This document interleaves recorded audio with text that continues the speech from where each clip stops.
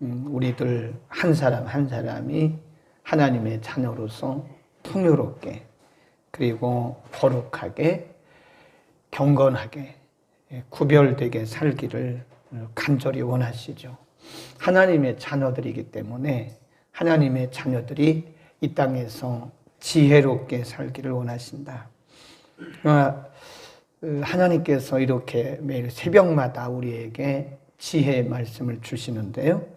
신앙은 엄밀히 말하면 개별적인 것 같아요.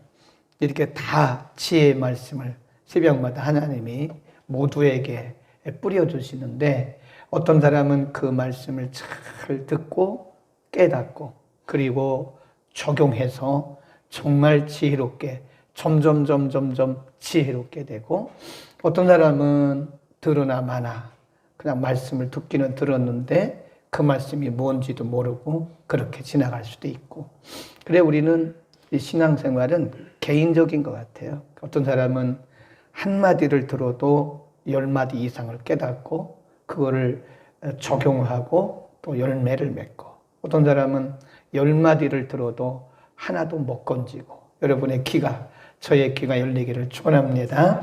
오늘도 여러 가지 지혜의 말씀을 하고 있는데요.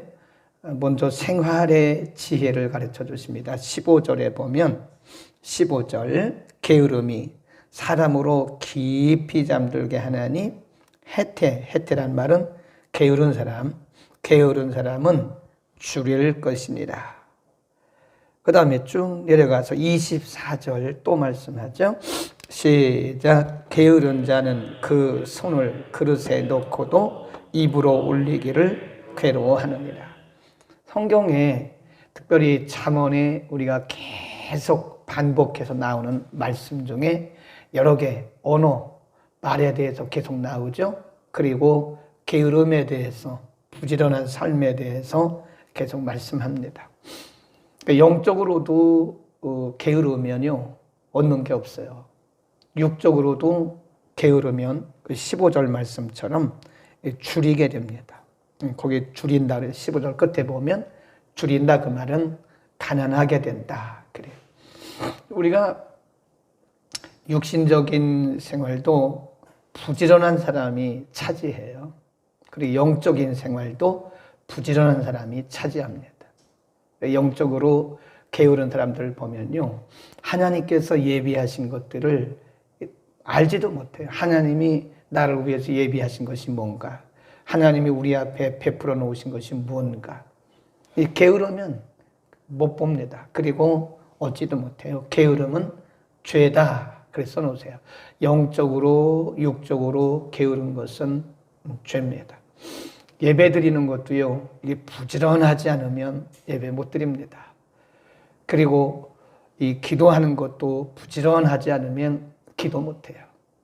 네. 자꾸 이 마지막 때가 되면 마귀가 사람들을 영적으로도 게으르게 하고 육신적으로도 게으르게 합니다. 저는 개인적인 생각인데요. 우리가 이렇게 땅에 투자해서 땅값이 올라가지고 어느 정도는 괜찮겠죠. 우리가 보통 은행 금리를 따져요. 은행 금리가 요즘에 좀 내려서 2%, 3% 이렇게 되는데 그 정도의 이익은 괜찮겠죠. 그런데 우리가 이렇게 땅이나 부동산에 투자해가지고 이것이 10배, 20배 올랐어요. 그래서 돈을 버는 것은 저는 그렇게 크게 하나님께서 기뻐하시지 않는다 이렇게 생각합니다. 물론 우리 사회가 너무 이렇게 물질화되다 보니까 그러다 보니까 게으른 사람들이 굉장히 많아요. 부동산 투자해서 그것이 오르잖아요. 10배, 20배 뛰니까 그거 가지고 먹고 사는 거예요. 일하지 않아도 땀 흘리지 않아도 사람들이 배부르게 먹고 살고 넉넉히 살아요. 그러니까 일 안 합니다. 일하는 사람들이 어떻게 보면 조금 이상해 보이죠. 어리석게 보이죠. 이거는 성경이 가르친 삶의 원리가 아니다. 저는 개인적으로 그렇게 생각을 해요. 물론 제 생각이 틀릴 수도 있습니다. 우리는 영적으로 육적으로 부지런해야 됩니다. 근데 마지막 때가 되면 사람들을 자꾸 영적으로 게으르게 만들어요. 기도 못하게 하고 또 열심히 살지 못하게 한다. 우리 부지런하게 삽시다. 17절 가난한 자를 불쌍히 여기는 것은 여호와께 꾸이는 것이니 그 선행을 갚아주신다. 하나님이 갚아주시는 거예요. 그 선행을. 왜 그러죠? 하나님은 사회적 약자의 아버지예요. 우리가 구약 성경에서 끊임없이 강조하는 것이, 물론 신약에서도 말씀하고 있지만 하나님은 사회적 약자의 아버지이십니다. 그 야고보서에 보면 진정한 경건이 뭐냐? 이 경건 그러면 우리가 기도 많이 하고 성경 많이 보고 경건이라고 그러잖아요. 물론 그것도 경건입니다. 그런데 참된 경건이라고 그랬어요. 참된 경건. True godliness. 진정한 경건이 뭐냐? 고아와 과부를 돌보는 거다 그랬어요. 어려운 삶을 살고 있는 자들을 섬기는 그것이 참된 경건이다. 그렇게 말씀했어요. 하나님은 사회적 약자의 아버지예요. 그래서 우리가 사회적 약자들을 멸시하잖아요. 그럼 하나님이 갚으세요, 거기에. 사회적 약자들을 짓밟고 멸시하면 하나님 반드시 거기에 갚으십니다. 네. 반대로 우리가 사회적 약자들을 이렇게 섬기잖아요. 우리가 섬겼는데 상은 위에서 주세요. 그러니까 우리가 약자들을 섬기고 공치하지 마세요. 내가 뭘 했다. 그거 하지 마세요. 그러면 못 받아요. 하나님이 안 갚아주세요. 사람이 갚아주는 것은 한계가 있지만 하나님이 갚아주시는 것은 이 플러스 알파예요. 무한대예요. 무한대. 그러니까 이렇게 보면 개인적으로도요. 이렇게 베풀기를 좋아하는 사람은 삶이 굉장히 풍성해요. 아니 뭘 있어야 베풀죠. 있어야 베풉니까? 있는 한도 내에서 베푸는 거죠. 제가 아는 어떤 분은요. 그것도 은사입니다. 은사. 네. 나눠주는 걸 좋아하세요. 네. 참 신기합니다. 그 정도 위치에 계신 분이 늘 이렇게 받기만 하잖아요. 근데 그 받는 거를 한 번도 자기 집에 가져가 본 적이 없대요. 받는 거를 바로 이렇게 필요한 사람들에게 다 이렇게 나눠줘요. 저도 몇 번 받아본 적이 있는데, 뭐 이렇게 주세요. 그러면 나는 주는 게 그렇게 기쁘다는 거예요. 나눠주는 게, 받는 게 기쁜 것이 아니라, 이렇게 남에게 나눠주는 게 그렇게 기쁘대요. 그래서 제가 은사시네요. 그런데 은사는 은사인데, 사실 그게 명령입니다. 우리가 가난한 자들을 이렇게 섬기면요. 하나님께서 반드시 갚아주세요. 그러니 17절에 그렇게 말씀한 거잖아요. 가난한 자를 불쌍히 여기는 것은 여호와께 꾸이는 것이다. 그 선행을 하나님이 갚아주실 것이다. 22절 사람은 시작 사람은 그 인자함으로 남에게 사모함을 받느니라. 가난한 자는 거짓말하는 자보다 나으니라 그랬습니다. 이게 이 인자하다 그 말은요 관용한 사람을 얘기해. 관용한 사람. 사람은 누구나 이렇게 마음이 열린 사람을 좋아하고 가까이 하게 마련이죠. 그런데 이렇게 막 꼬집어. 이거 잘못됐고 이거 잘못됐고 이거 잘못됐고 그러면 그 주변에 사람이 없어요. 평가하고 판단하고 정죄하고 그러면 그 주변에 사람이 없어요. 나눠주고 관용하고 또 이해해주고 용서해주고 그런 사람들 옆에는 사람들이 많아요. 여러분 우리 주변에 이렇게 보세요. 어떤 사람들 옆에는 사람들이 많아요. 그건 인생을 잘 사는 거예요.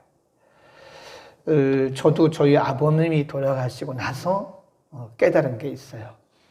바쁘다는 핑계대로 바쁘다는 핑계를 많이 댔어요. 사실 지나고 나면 핑계였어요. 제가 마음 먹으면 얼마든지 갈 수 있는데 예를 들어서 우리 노회나 총회나 주변에 누가 돌아가시면 웬만하면 안 갔어요. 바쁘다는 핑계대로. 웬만하면 결혼식에도 나하고 직접 관련이 없으면 안 갔어요. 웬만하면 안 갔습니다. 바쁘다는 핑계로. 그런데 우리 아버님이 돌아가셨는데요. 그 장례식장이 정안이라고 저 충청도. 근데 서울에서도 생각하지도 않은 노회원들이, 총회원들이 학교에서 제 주변에 많잖아요. 제가 소속된 그룹이 많잖아요. 생각도 안 하는 분들이 굉장히 많이 온 거예요. 나중에 장례식 끝나고 이렇게 계산을 해보니까요. 그 부의금이 꽤 많이 들어왔는데 3분의 2 이상이 다 저한테 온 게, 내가 잘못 살았구나. 이 바쁘다는 핑계대로 상가에도 안 가고 결혼식에도 안 가고 나하고 직접 관련이 없다고 해서 안 갔는데, 그런데 그분들은 와주신 거예요. 그래서 인생을 이렇게 살면 안 되겠다. 그래서 이제 노회에도 이렇게 보면 요즘 이제 코로나 팬데믹이라서 이제 비대면이잖아요. 노회 총회 거의 한 주에 한 건씩 와요. 부고가. 그러면 그 밑에 계좌번호가 떠요. 잘 모르는 분입니다, 사실은. 그냥 보내드려요, 이렇게. 항상 이렇게 보내드려요. 노회도 보면 우리 노회원이 130명 이상이 됩니다. 그럼 일주일에 한 번씩 거의 온다니까요, 부고가. 그리고 이제 노회장이 밑에다가 이렇게 띄워요. 계좌번호, 부고, 그 부의금 계좌번호를 거의 보내요. 잘 몰라요, 그분들 제가. 그래, 그때 우리 아버님이 돌아가시고 나서 우리 아버님이 저에게 주신 선물이 그거예요. 좀 마음을 넓게 열어라. 그리고 주머니를 좀 할 수 있는 한 넓게 열어라. 이것저것 따지지 말고. 그때 제가 철이 조금 들은 것 같아요. 인자한 사람에게는 친구가 많아요. 친구란 말은 주변에 사람이 많다는 거예요. 그러나 우리가 플러스 마이너스를 따지잖아요. 그것이 내게 얼만큼 유익이 되는가? 손익이라고 그래요. 손익 계산. 경제적으로는 손익 계산을 하는 사람들에게는 사람이 없어요. 저는 이렇게 생각합니다. 사람이 살 때 사람이 있어야 돼요. 사람이.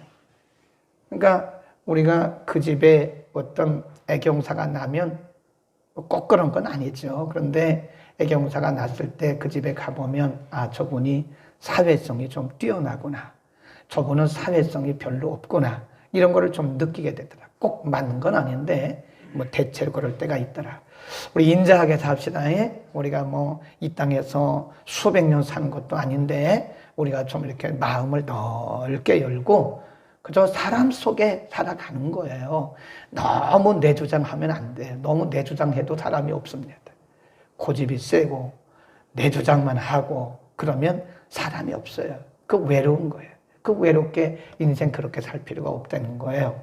그냥 천국 가는데 지장이 없으면 양보하고 이해하고 나눠주고 섬기고 아멘 그렇게 삽시다. 그 다음에 하나님에 대해서는 어떻게 해야 되느냐 16절입니다.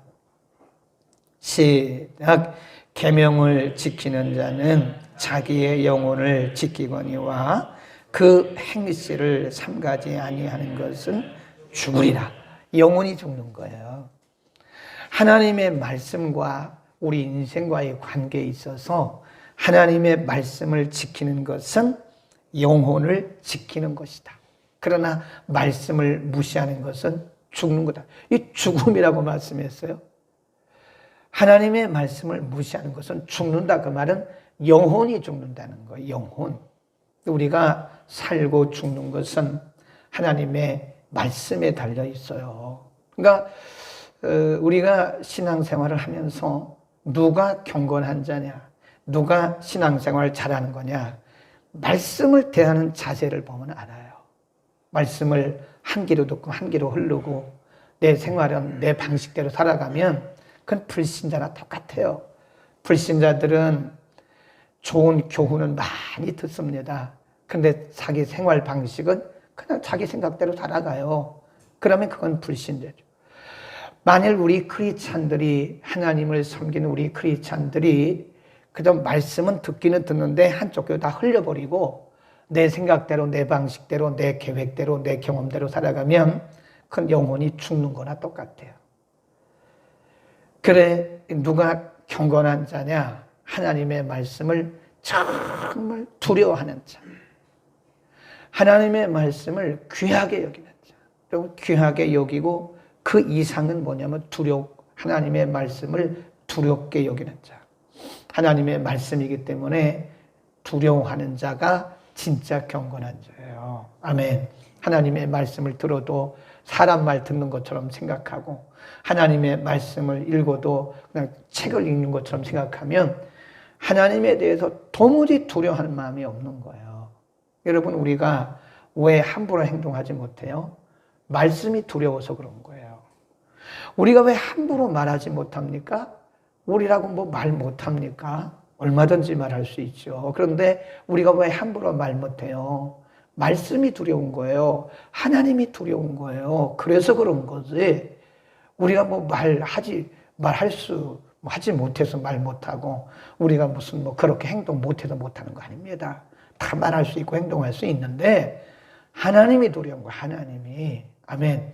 하나님의 말씀이 두려운 거예요. 우리는 말씀을 정말 두려워할 줄 알아야 돼요. 하나님의 말씀이기 때문에 그런 겁니다. 아멘. 21절로 갑니다. 21. 시작. 사람의 마음에는 많은 계획이 있어도 오직 여호와의 뜻이 완전히 서리라. 이거를 우리가 뭐라 그랬어요? 16장에서도 공부했잖아요. 1절 9절에 사람이 아무리 많은 계획을 세워도 그 계획을 이루지 않고 그 계획이 성사되고 안 되는 것은 하나님께 달렸다. 그래서 이것이 무슨 말씀이냐면 하나님께 맡기라는 거예요. 우리가 아무리 많은 계획을 세운다 한들 하나님께서 하시지 아니하면 어떤 것도 이루어지지 않아요. 그러니까 이게 무슨 말씀이냐면 하나님의 절대 주권을 인정하고 그분에게 맡기라는 거예요. 이 맡기라는 히브리어 뜻은요, 하나님께 이렇게 굴려보낸다는 뜻이에요. 하나님께 올려드리는 거예요. 하나님께 맡겨드리는 거예요. 내가 뭘 하려고 하면 그거는 인본주의입니다. 이 세상에 이 두 가지, 크게 보면 두 가지 이 사고 구조가 흐르고 있는데 하나는 신본주의고 하나는 인본주의예요.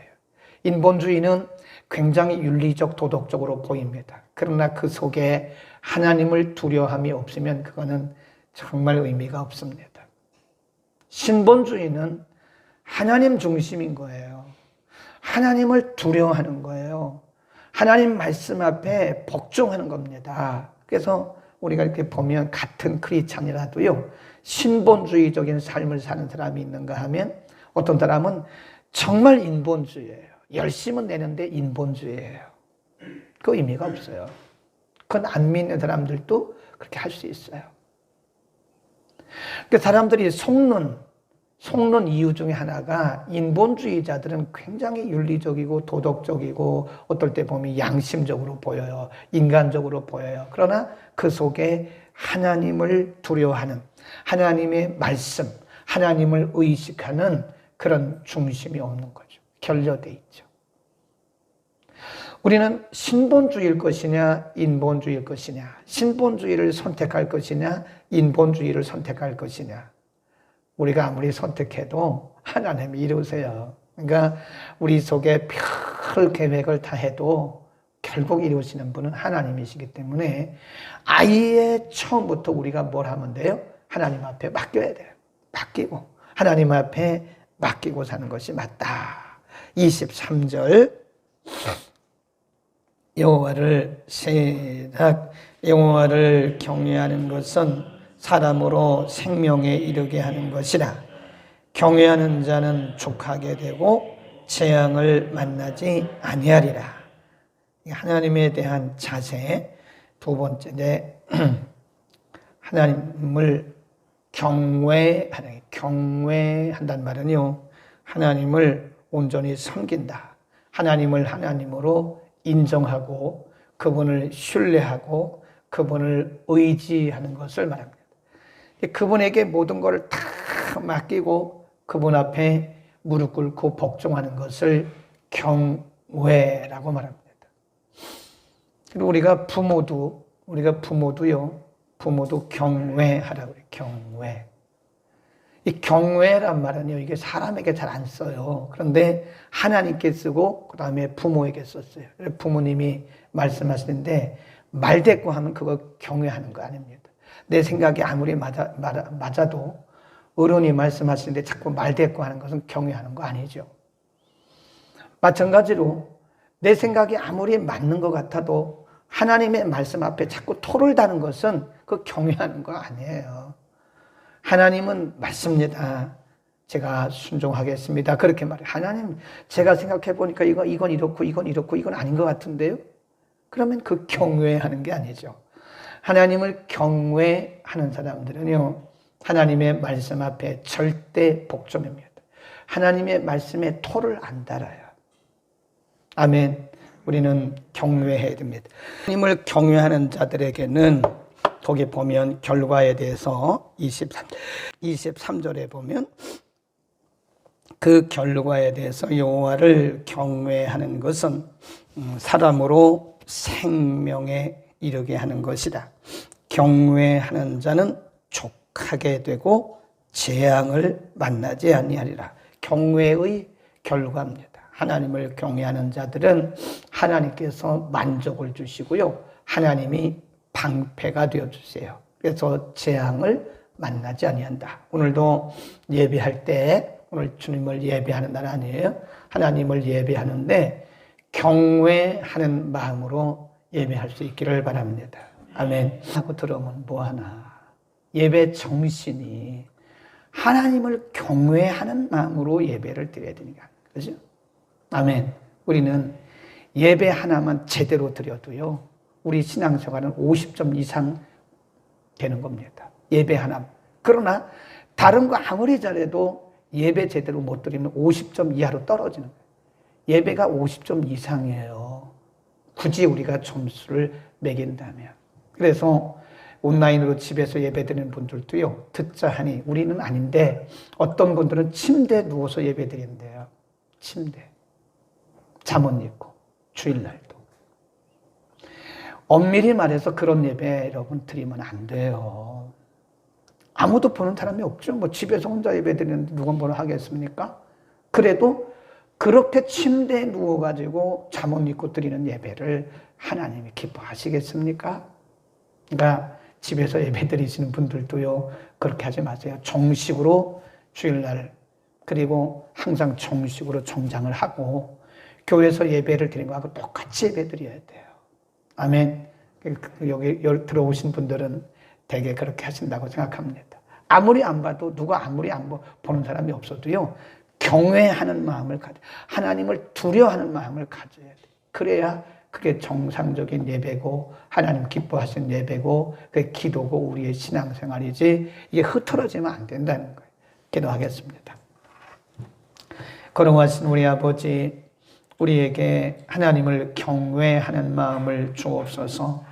하나님을 두려워하는 마음을 주시고 무엇보다도 하나님 말씀 앞에 무릎 꿇는 복종의 마음을 주옵소서. 하나님의 말씀 앞에 토달지 않게 하시고 온전한 순종을 이루도록 우리 모두를 축복하여 주옵소서. 오늘도 인간과의 관계에서 삶의 지혜를 가르쳐 주신 주님, 인자한 자에게는 친구가 많다고 말했습니다. 아버지, 우리에게 넓은 마음 주옵소서. 손익을 따지지 말게 하시고 그리스도의 이름으로, 그리스도의 사랑으로 섬기는 마음을 우리에게 주옵시고, 무엇보다 우리가 영적으로나 육적으로나 게으름과 나태함에 빠지지 말게 하시고 부지런을 나타내어 열매 맺는 우리 모두 되게 하여 주옵소서. 오늘도 새벽 예배부터 밤 예배 이르기까지 모든 예배 가운데 성령의 기름 부음이 흐르게 하시고 예배하는 모든 자들이 거룩한 예배자 되게 하여 주옵소서. 예수 그리스도의 이름으로 기도드립니다. 아멘.